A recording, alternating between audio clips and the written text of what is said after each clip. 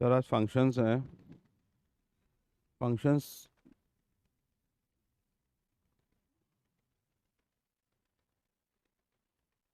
Functions sir, functions को generally हम लिखते कैसे हैं? पहले प्रेजेंटेशन ऑफ फंक्शन की बात होती है। फंक्शन को या तो हम y equal to F X लिखते हैं, या फिर फंक्शन की ऐसे प्रेजेंटेशन करते हैं, function is from A to B. मतलब y equal to F X में याद रखेंगे, ये जो y होता है ये डिपेंडेंट वेरिएबल होता है, मतलब x पे डिपेंड करता है। ये डिपेंडेंट वेरिएबल है। और ये जो x है ना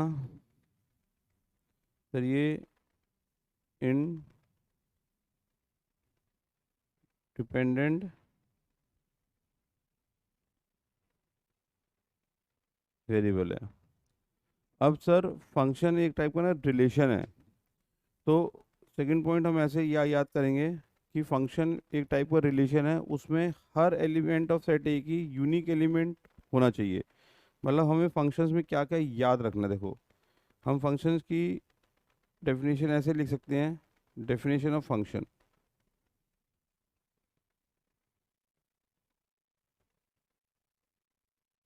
डेफिनेशन ऐसे लिखेंगे sir. Each and every element, each and every element of set A having unique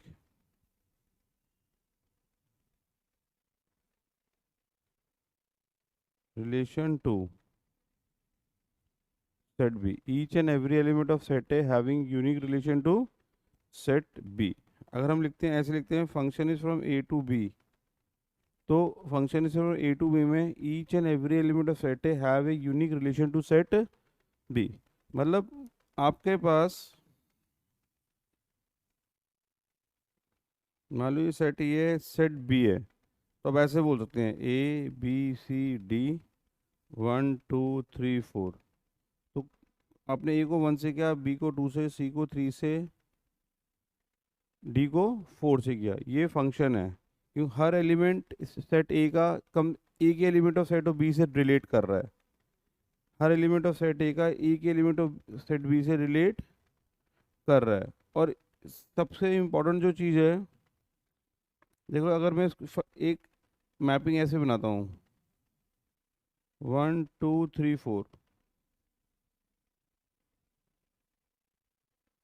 ये भी फंक्शन है, ये भी फंक्शन है। क्यों फंक्शन है? क्योंकि जो हर एलिमेंट ऑफ सेट ए का एक एलिमेंट ऑफ सेट बी से रिलेट कर रहा है, और जब भी ऐसी कंडीशन क्रिएट होती है तो फंक्शन हो जाता है। वो क्या हो जाता है? फंक्शन हो जाता है। लेकिन सर अगर मैं ऐसे बनाता हूँ ए बी सी डी, और यहाँ बनाता हूँ 1 2 3 4, और मैं इसको बच्चे ऐसे बनाता हूँ, तो ये फंक्शन नहीं है। फंक्शन के अंदर सेट ए के अंदर नो स्पेयर एलिमेंट होना चाहिए। क्या होना चाहिए? No spare element. मतलब इस सेट के अंदर कोई भी एलिमेंट ऐसा नहीं दिखना चाहिए जो सेट बी से रिलेट ना करे। No spare element. आप ऐसे भी सोच सकते हैं, जैसे मान लो आपने ए बी सी डी 1 2 3 4 आपने ऐसे बनाया, ठीक है ना? अ, इसको हम ए बी सी डी 1 2 3 4 5 कुछ ऐसे बना देते हैं। सर ये पहली ये वाला भी फंक्शन नहीं है। फंक्शन क्यों? क्योंकि ए ने दो एलिमेंट को ले लिया, तो ये मैनी वन टू चलता है। मैनी टू वन तो चल जाता है फंक्शन में। मैनी टू वन का मतलब है एक्स की बहुत सारी वैल्यू एक वैल्यू वाई को ले लेंगी, एक्स की बहुत सारी वैल्यू एक वैल्यू वाई को ले लेंगी। मैनी वन टू चल जाएगा, तो मतलब ये तो सही है, ठीक है। लेकिन आप बोले वन टू मैनी, ये नहीं चल पाएगा। वन टू मैनी ये नहीं चल पाएगा, ठीक है ना? अगर आप ऐसे सोचें कि ये चाइल्ड और फादर रिलेशन है। जो पहले वाला सेट है ना, इसको आप मन में सोचा करें, ये चाइल्ड है, क्या है ये, चाइल्ड है, और दूसरा क्या है, फादर। दूसरे को आप मन में सोचे, सेट बी को हमेशा फादर, हम तो ऐसे सोचते हैं। और हर चाइल्ड का एक फादर होता है, हर चाइल्ड का एक और एक ही फादर होता है ना। तो ए और बी के फादर बनना है, ये कंडीशन ट्रू है, लेकिन ए के फादर 1 और 2 है, ये नहीं हो सकता। ए के फादर 1 और 2 है, ये नहीं हो सकता, लेकिन ए और बी के फादर 1 है, ये पॉसिबल है।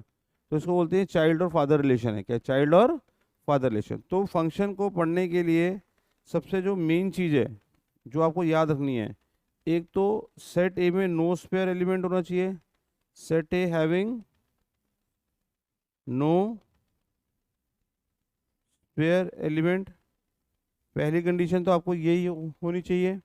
दूसरी कंडीशन आपको जो याद होनी चाहिए वो होनी, पहली कंडीशन तो नो स्पेयर एलिमेंट की होनी चाहिए, कि कोई एलिमेंट स्पेयर नहीं होना चाहिए, कोई एलिमेंट स्पेयर नहीं होना चाहिए, नो स्पेयर एलिमेंट। दूसरी जो कंडीशन है कि function always follow many to one relation. Many to one relation तो फंक्शन फॉलो करेगा, लेकिन डू नॉट फॉलोज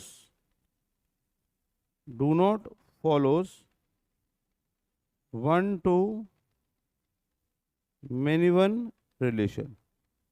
मतलब ऊपर वाली कंडीशन ठीक है और नीचे वाली कंडीशन ठीक नहीं है। ऊपर वाली